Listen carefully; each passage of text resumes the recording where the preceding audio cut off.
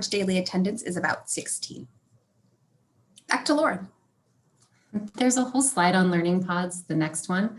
So I'll hold off and share more about Learning Pods after virtual teen volunteers. Our teens have been volunteering virtually. We've had over 500 teen volunteers volunteer over 2,800 hours. Some of these teen volunteer opportunities are volunteer opportunities that we've just converted into virtual programming. So that would be our Teens Reach program. But then also during library closure since March, we've created new teen positions such as our teen book reviewer, Short Editions, which is a short story writer volunteer opportunity, and as well as SJ Engage, which is our previous grant program that we've converted now into a virtual volunteer opportunity. Next slide. All right, so a little more about our Rock and Learn pods. They are at community centers and parks and library locations. It provides a safe place for students to complete distance learning. The majority of our pods are full day programs that run from 8 to 6 p.m. And those are staffed by library staff and Parks and Rec staff. We just finished up with session 6 and we'll begin our 7th session next week.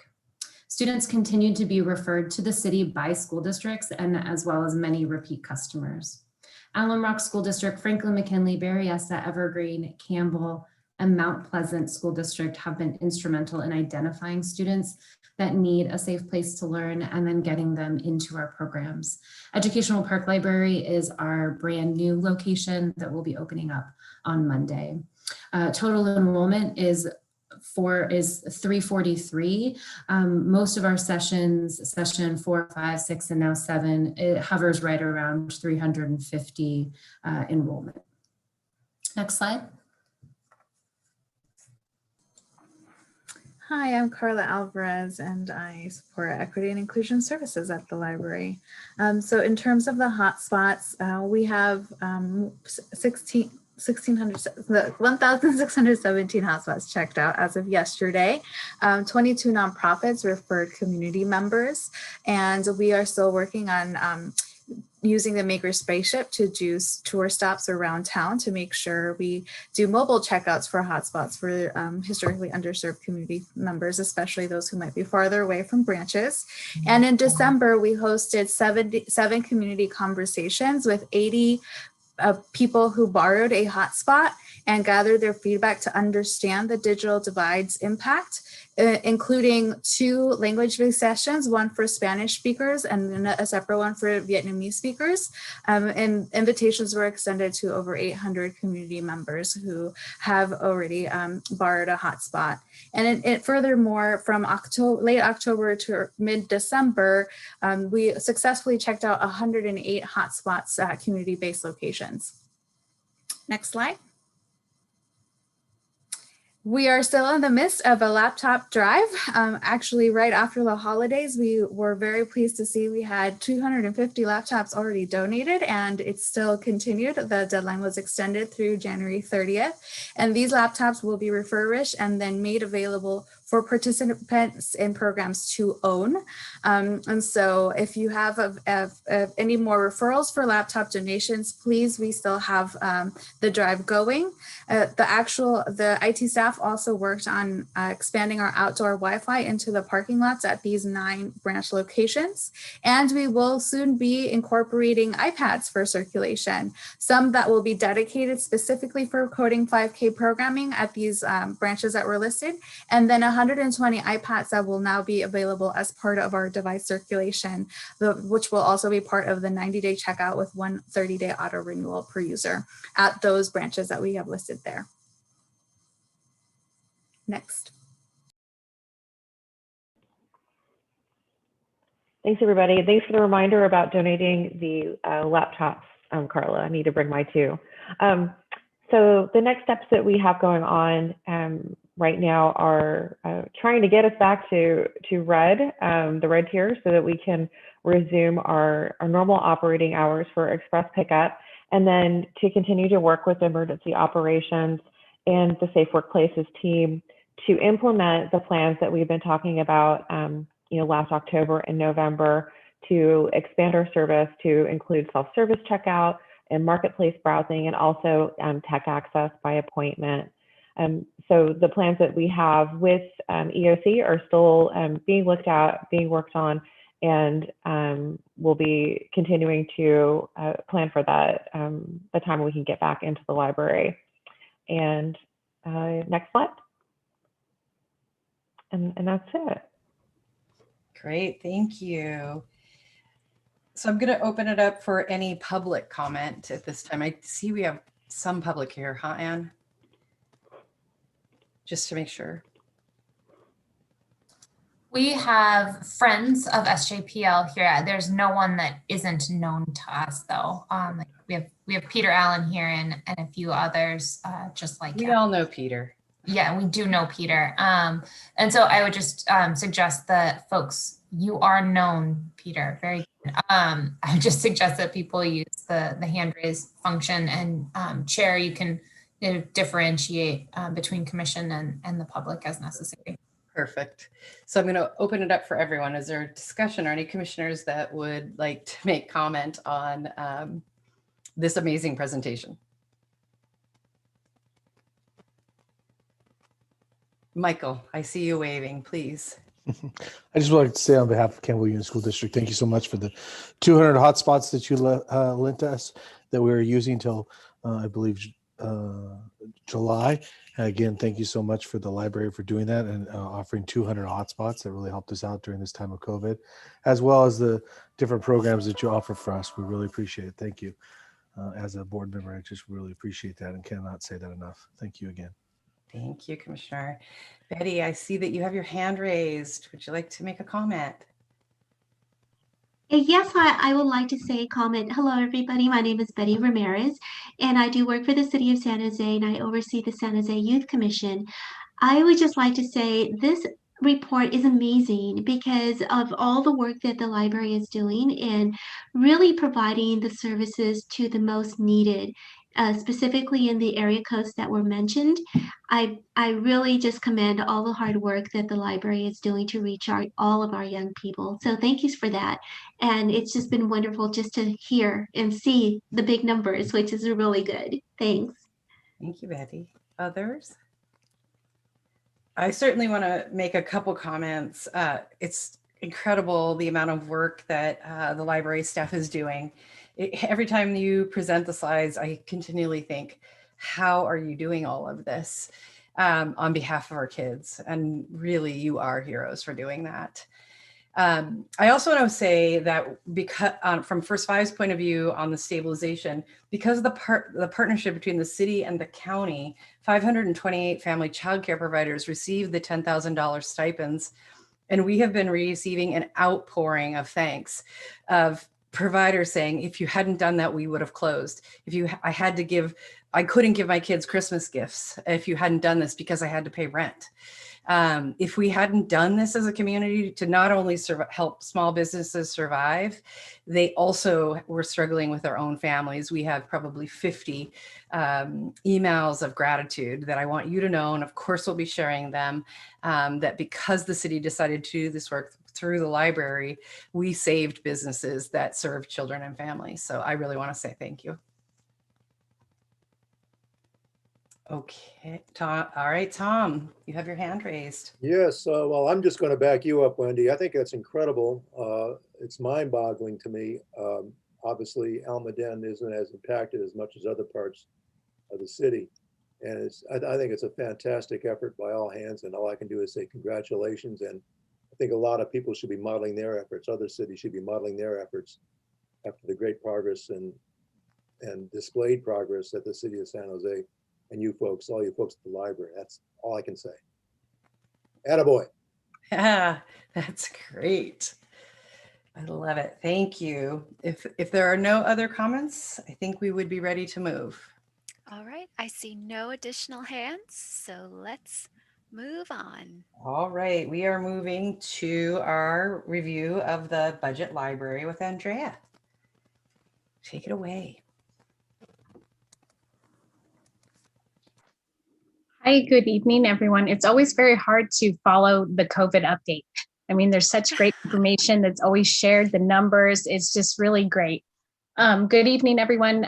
So I'll be sharing an update on the library department budget. So we'll kind of revisit a little bit about the current fiscal year, and then touch base on the citywide status and how that impacts the library and next steps. So next slide, please. So the mission, our mission for San Jose Public Library, we enrich lives by fostering lifelong learning and by ensuring that every member of the community has access to a vast array of ideas and information. During the time when we're talking about budget, it's always important to revisit what's our mission, what are our strategic priorities, and how all of those align with everything that we're delivering and continue to align with everything as we expanded our services to support the COVID pandemic. Next slide, please. Our 5 strategic priorities: enhance, connect, engage, ensure, and boost. And so we just continue to focus on those, and we'll continue to during our budget proposal process as well. Next slide, please. So I did provide an update on kind of where we ended for 2021, considering how the pandemic hit late in the budget process, and we didn't have any additional commission meetings until resuming this fiscal year. And so in August, I provided an update, but I wanted to just kind of remind everyone our current budget for our operating budget, $48.7 million. As you can see, 37.5 is general fund. That's a pretty big chunk. And we have 375.47 budgeted FTEs. And so 80% of our operating budget is in fact staff. So that's also a significant chunk of our budget.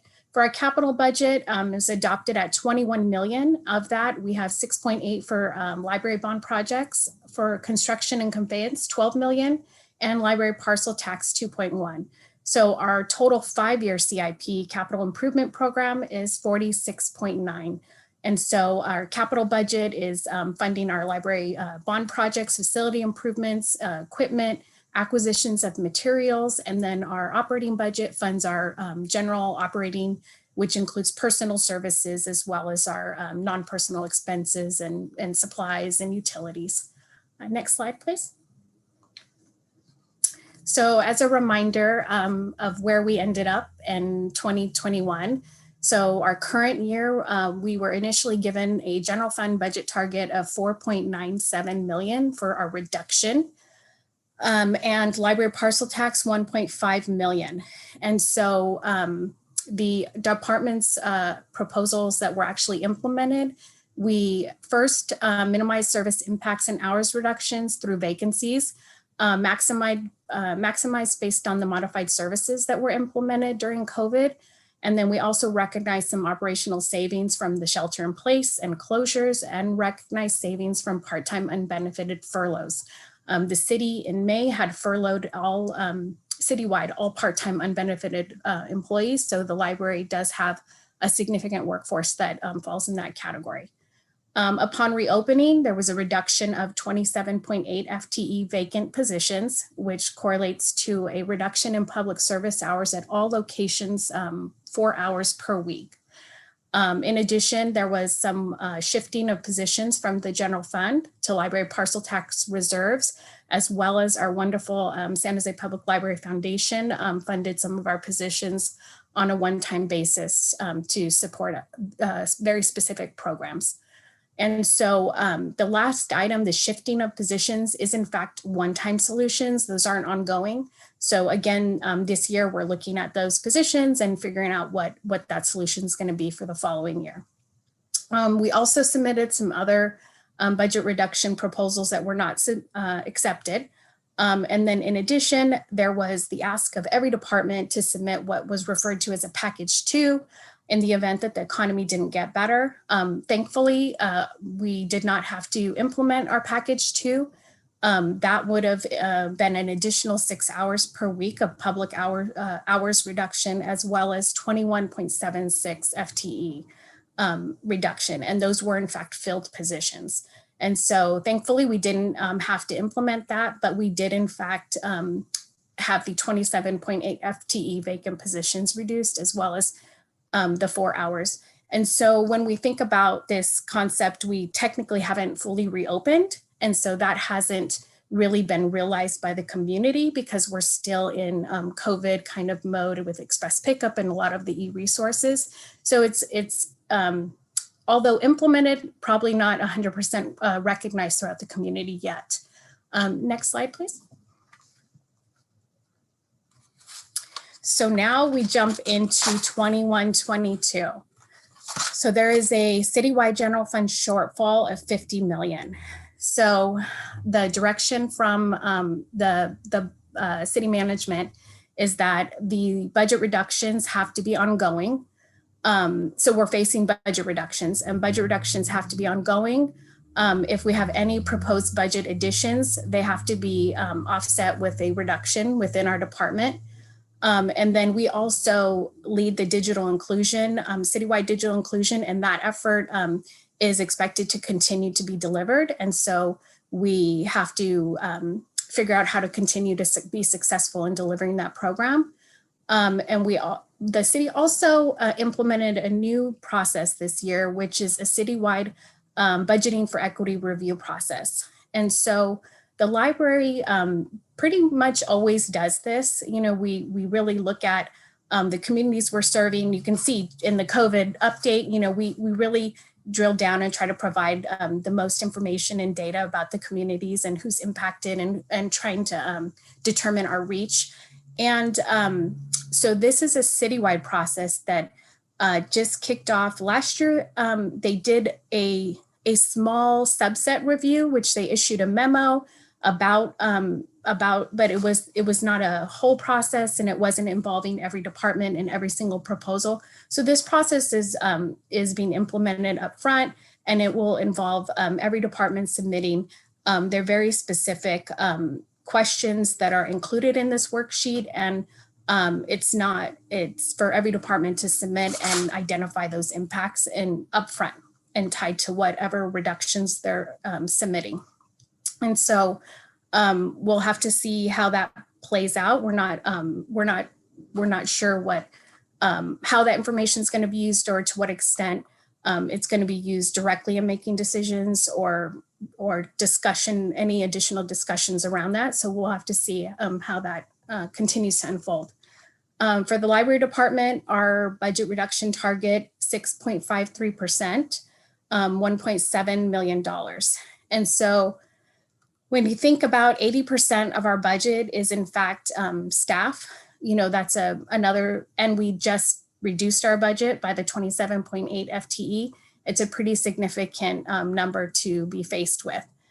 So we had 2 staff town hall meetings, and managers and unit leads were meeting with their staff to really kind of get some additional feedback. And so we've been going through that process and trying to figure out what input we can get from staff and really keep them involved in the process. And our goal is to minimize service impacts and hours reductions through reviewing vacancies and staff efficiencies, and to make some capital investments to our equipment, facility, and technology. And as well as to continue to support the digital inclusion program. And so we're looking at what are the short-term kind of needs as well as long-term needs for that program. And we're trying to work with the budget office to determine how we can identify the digital inclusion program needs and really have those funded, not directly through the library, but since it's a citywide initiative, but we'll continue those conversations. When we're referring to the capital investments, it's really, we've been looking into a mobile app solution where people can do their own self-checkout. We've been looking into investments in book lockers. We've been also looking into investing in additional Chromebooks for circulation. So there's a variety of things that we've been looking into. Wi-Fi printing, and to try to support the needs of the community when we reopen. Next slide, please. So in summary, for 21 and 22, our budget priorities for our operating is to maintain public service hours, to have operational and programming changes like self-service and virtual service models, as well as to continue to invest in education and digital literacy initiatives.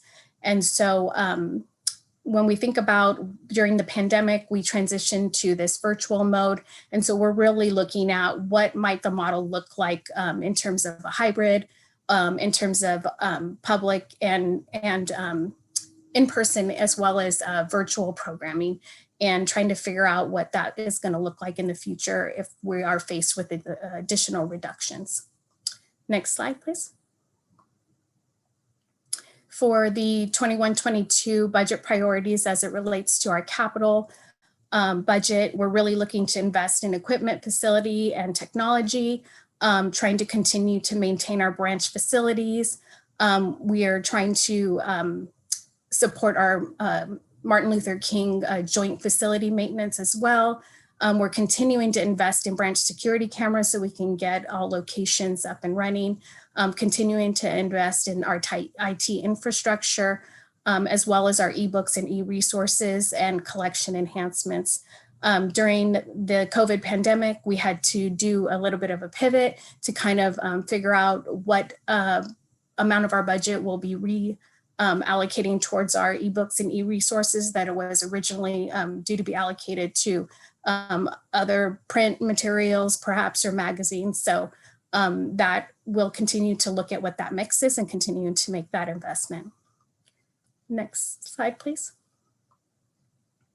So our annual budget process through December and January, the city manager's office release some revenue projections, and then we draft and submit budget proposals. So budget proposals are due at the end of this month.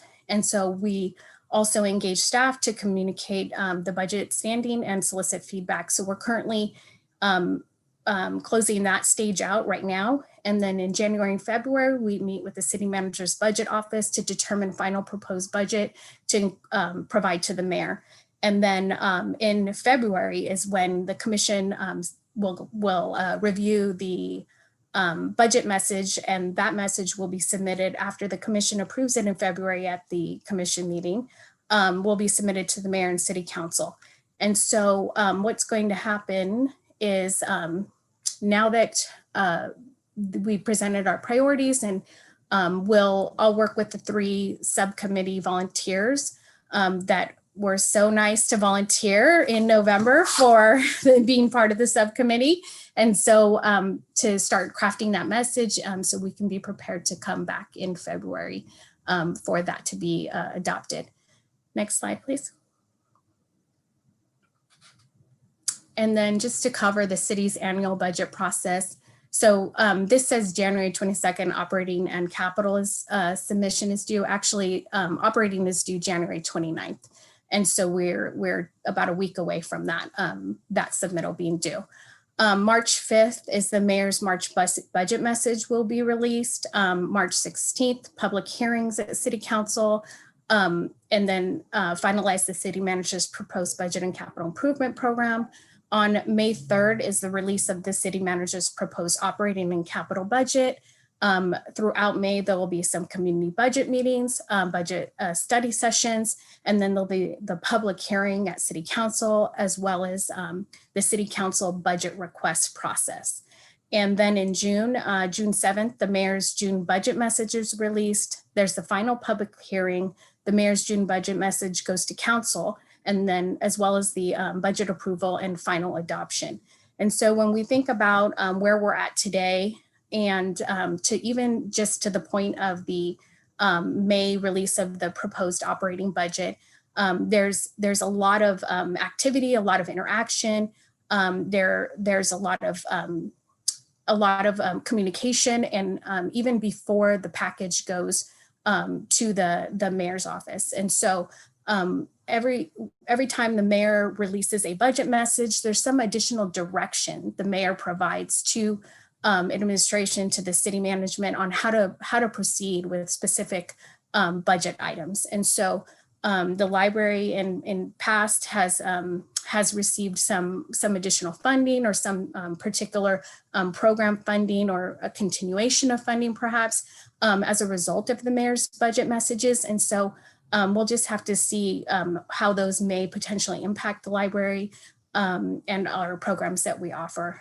And so, like I said, next steps is the commission, the 3 commission subcommittee members that volunteered, which are Commissioner Rivers, Trudell, and Mendoza, will have fun meeting with me over the next couple of weeks virtually and kind of refining what that message will be that you guys want to submit for the February agenda. And next slide, please. And any questions? Thank you, Andrea. Anybody would like to make comment or questions? You can use the raise hand function or flag me down. I'm looking at all the squares. Hillary, would you like to make a comment, question? I had a question. Thank you for such a great summary of the budget that's upcoming. And I was curious, I know our juvenile fine-free is permanent, and I know that we aren't collecting fines during the pandemic. So I'm curious if things return to some, I guess, post-COVID level of service, would fines on adult materials be collected again? Is that factored at all into the budget at this point? So Hillary, at this point, that wasn't one of the items. That's clearly a library priority. And if I think considering the current, Jill can probably weigh in better, but I think considering the current pandemic, perhaps we're not going to prioritize that over public service hours at this time, but Jill can weigh in. Yeah, I was just going to ask Andrea, I don't know if in the budget, are they making assumptions about us recouping fines still as part of our revenue? Yes. Yes. Yeah, we haven't. So at a policy level, as Andrea said, we haven't considered instituting the fines, and I think that would be something that we would have to probably discuss with council once services are back to full capacity. But we have no idea when that's going to happen. It's a city council adopted policy, the fines and fees, and we don't have the total power to rescind that on a permanent level. But we haven't gotten any pressure to reinstitute them yet. And so I think it begs the question of whether or not that is factored into our budget. And if we don't collect fines, will that affect our revenues further? And will we be expected to make further cuts? So I think that's a concern, but we haven't even had one discussion about reinstituting them. Thanks. I understand, of course, the prioritization of the hours and service especially, but was just curious if how that played into the budget at this point. And I know you all are aware that I would certainly love to get rid of all fines at some point in the future when it makes sense. So just wanted to know how it affects this coming year. So thank you for that summary. Yeah, that's a great question of if that's an area the commission wants to focus on in the budget message.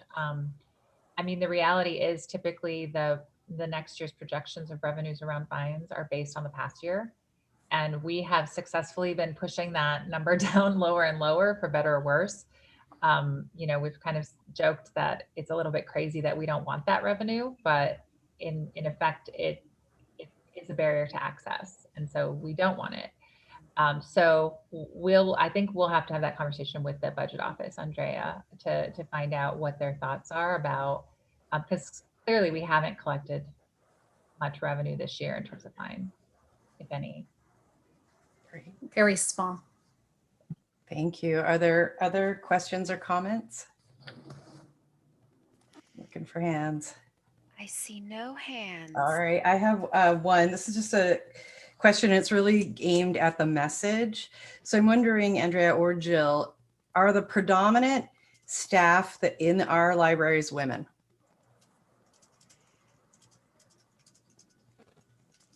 I mean, I think we should probably get some real data on that, and we could easily provide that to the committee. In general, the library profession skews heavily female. And for instance, you know, our executive leadership team, we're all women, and we actually try to recruit men because we consider that to be a more diverse workforce. So in general, it's a heavily female environment. The reason I say that is because I think folks know we had 140,000 people go on unemployment in December, and every single one of them was a woman. Every single one of them was a woman. So when we're talking about an equity policy for the city and in this service in other services, and this being a potentially, if the information bears out, a heavily female dominated workforce, I wonder what equity means then when we're talking about the larger picture of who is at risk in this pandemic most. And so I offer that for the committee to think about as we talk about messaging and, you know, giving a little push around and our elbows out around equity in women. Anything else from others? Okay, thank you. You did a great job. I know it wasn't, you think not as exciting, but it actually was. So thank you. Thank you. I just wanted to add that as Andrea, you know, highlighted the dates coming up for this process, as I've been saying to staff, this is the first step, it's not the last. And many of you have been through this process many years, so you understand that things change dramatically.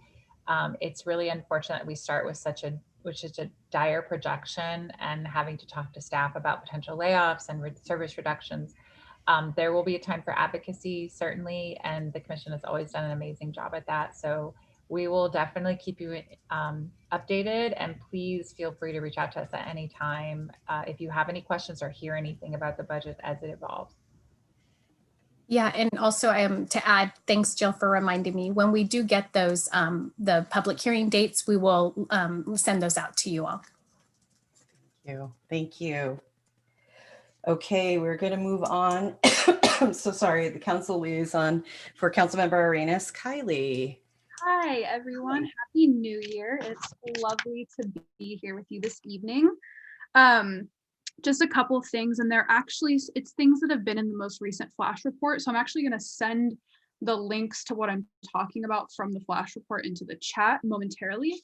So the city is in the recruitment process for a new police chief, and there will be a candidate forum on January 30th, which I believe is a Saturday. But it will be streaming on the city YouTube channel, and that link will be here in this link that I'll share with you right now. And they actually want to, they're encouraging residents to go ahead and send questions in, and you can do that through the links that you can actually find on that link I just shared. There's an English survey, Spanish survey, and Vietnamese survey, so it's translated, and that's where you can answer or submit your questions that you'd like to ask of the candidates. And, you know, we're really trying to promote involvement in this process, just because, you know, this is something that will affect our community for potentially years to come. So it's a big thing happening. So we're trying to promote involvement in it. And then the other thing is, I think a lot of us know, but for those who don't, the county did go ahead and open up the vaccine, the COVID-19 vaccine, to 75 and up seniors. So they're recommending that you call your healthcare provider. And if you're not a patient of one of the big main healthcare providers, whether that's Stanford, Kaiser, or Palo Alto, the county is recommending that you schedule an appointment through Valley Med, and there's a couple different spots that you can actually go and get a vaccine from Valley Med. So I'll share that link as well. It's kind of buried in this particular flash report. So I can also get you like direct links to everything. If it's easier, just let me know.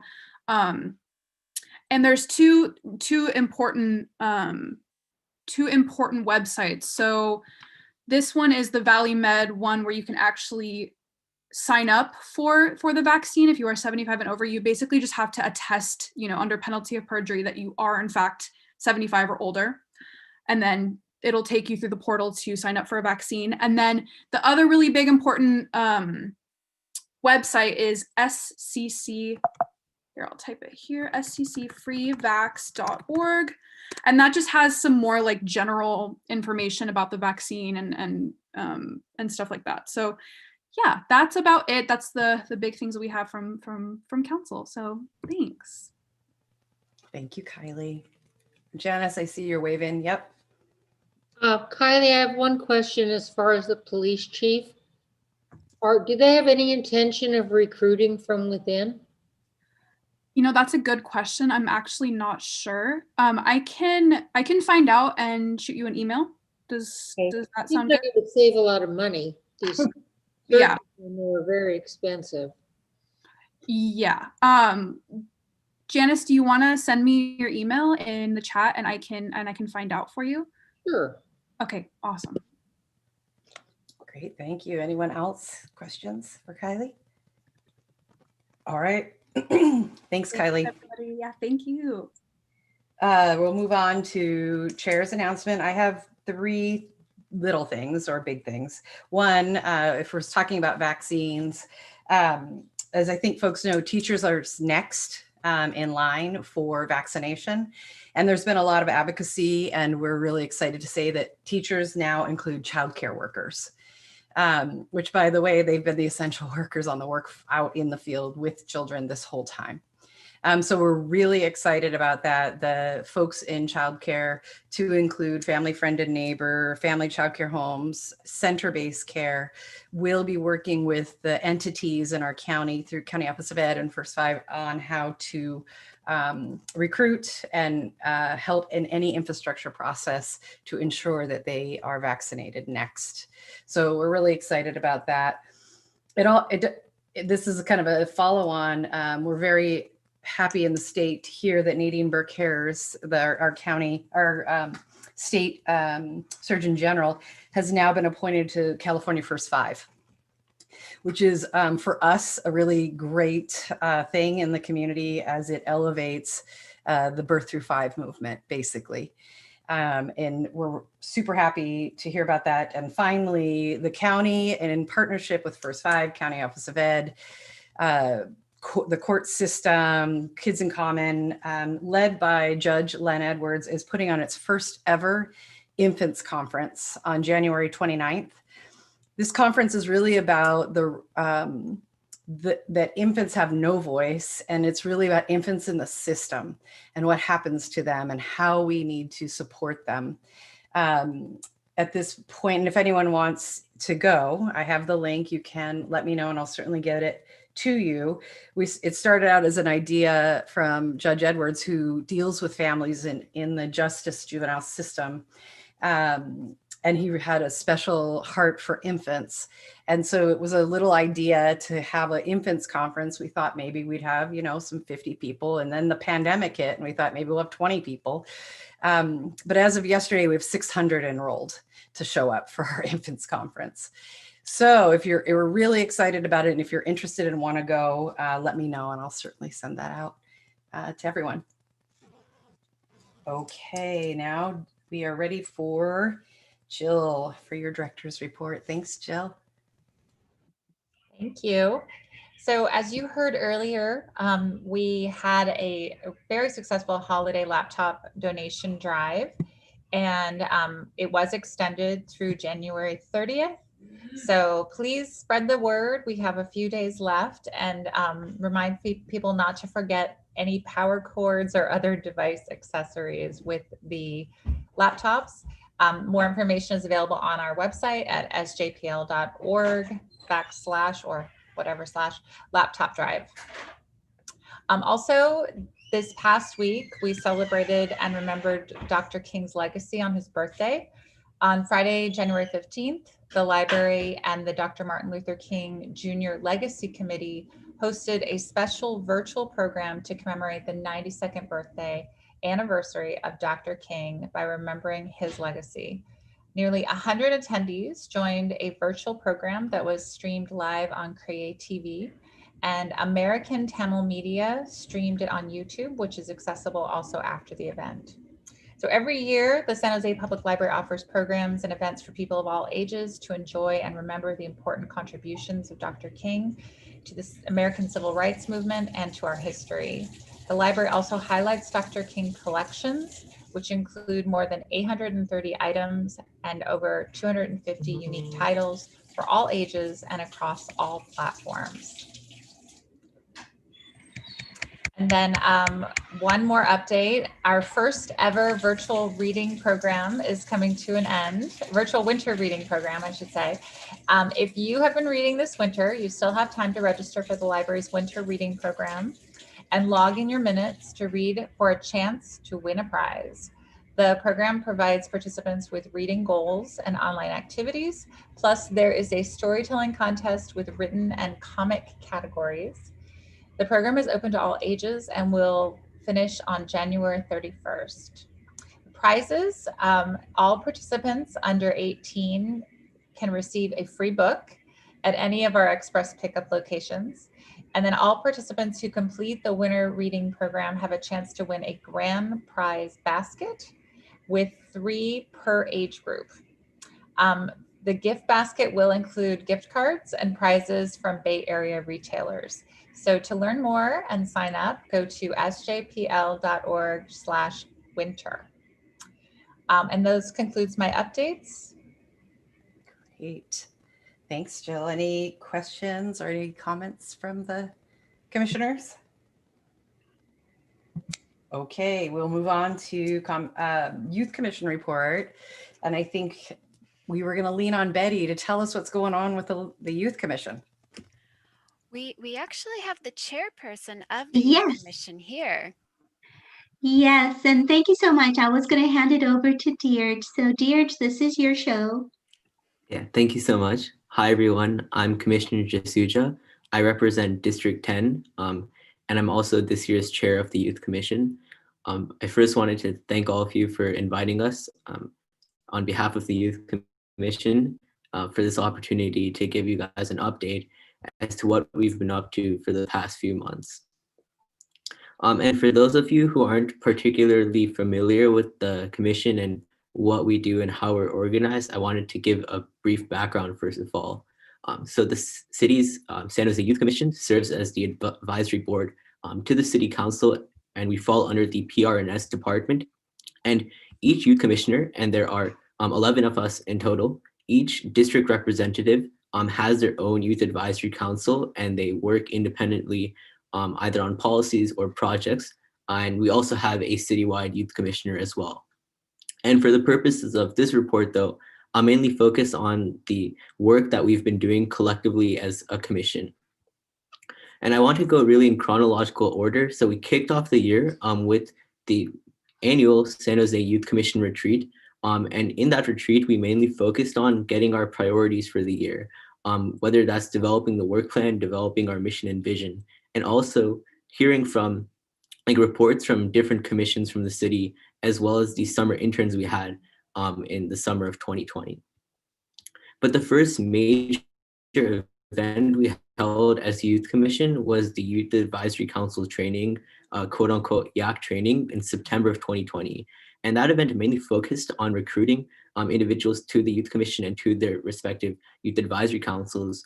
But one really important part of that event was the first segment of the town hall on the selection of the new police chief. So it was really a kickoff point for our continued effort throughout that semester, where we focused on, learning more about the selection process for the police chief. We met with individuals from the police department, the city auditor's office, as well as the probation office. And we've eventually came to the final product in November of 2020, in which we developed both a letter detailing what we wanted to see in a police chief and what qualities we wanted them to have. And then also we detailed all of the ways that we thought that the San Jose Police Department could improve in terms of on the policy side, whether that referred to immunity, for example, things in that area. So that was really our main project for the last few months.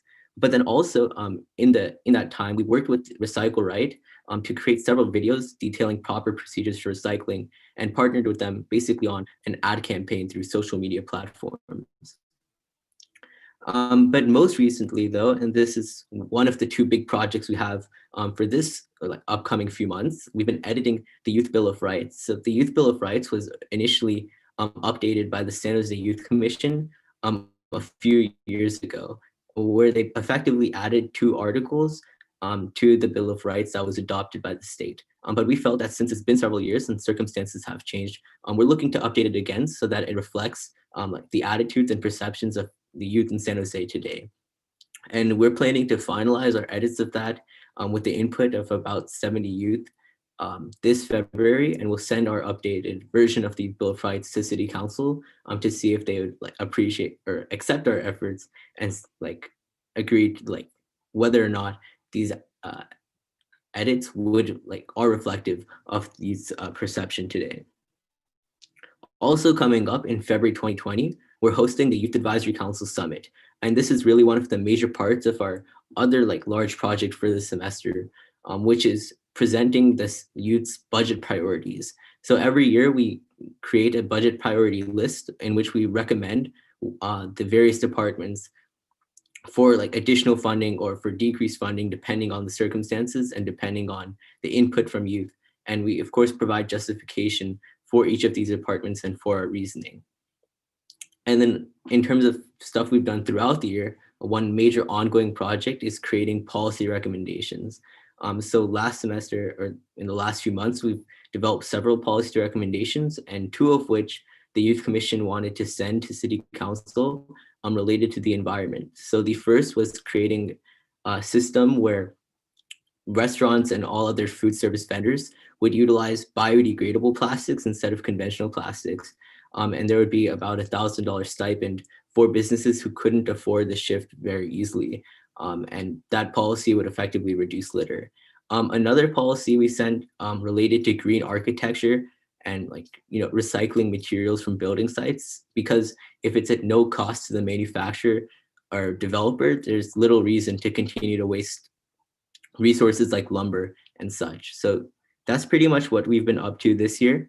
And then at the end of the year, in June 2021, we're still planning to host our annual end of the year event, in which we again go over the Youth Commission success and welcome the new commissioners who are replacing the leaving commissioners.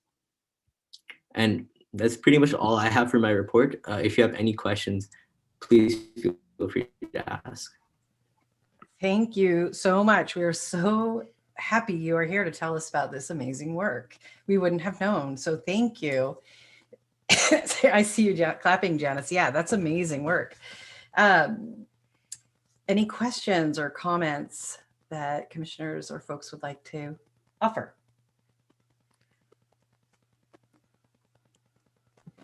All right.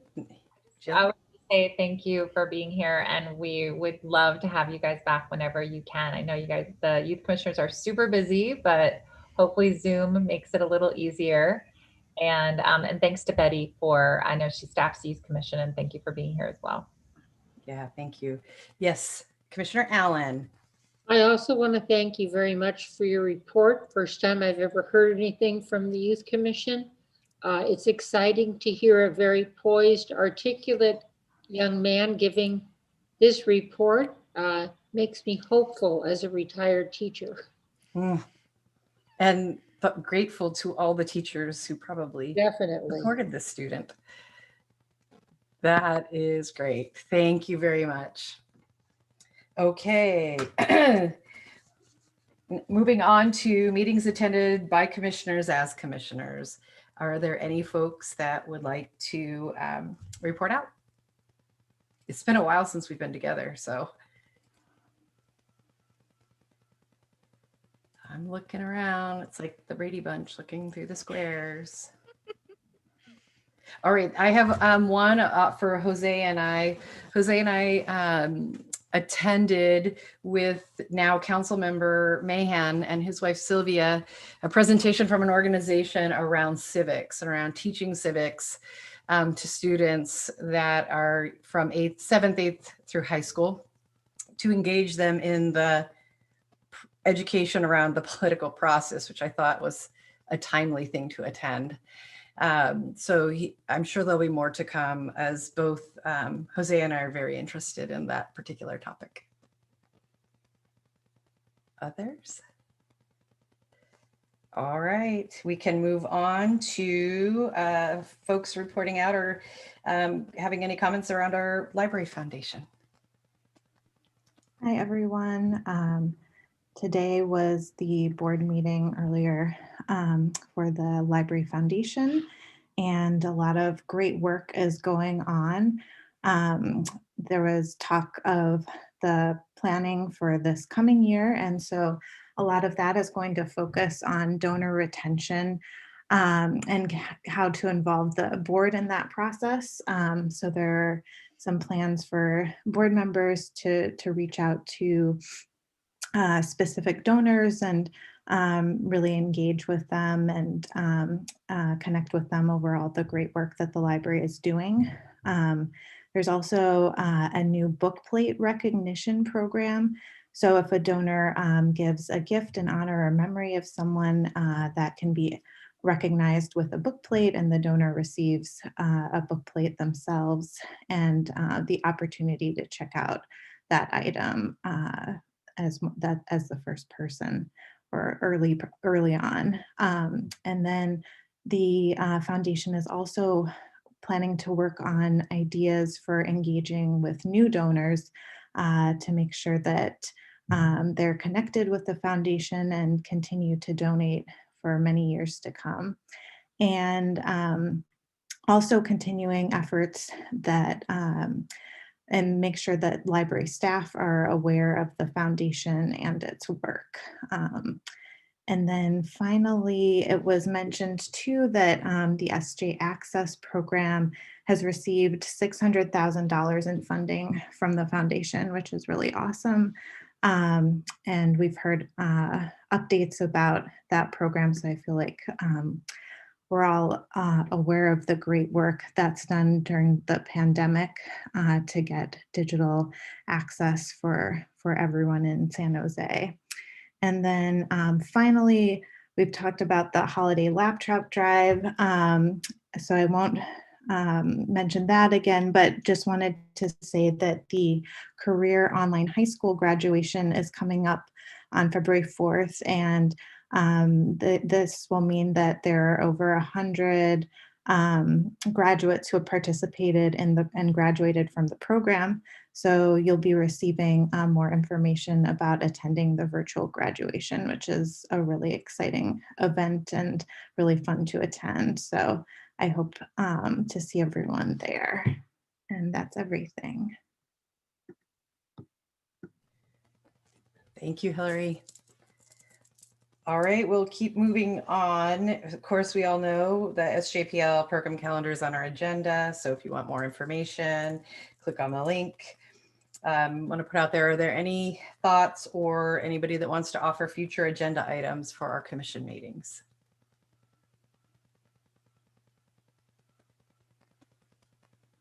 Going once, going twice. Gone. We'll keep moving. Our next meeting is February 17th, 2021, 7 p.m.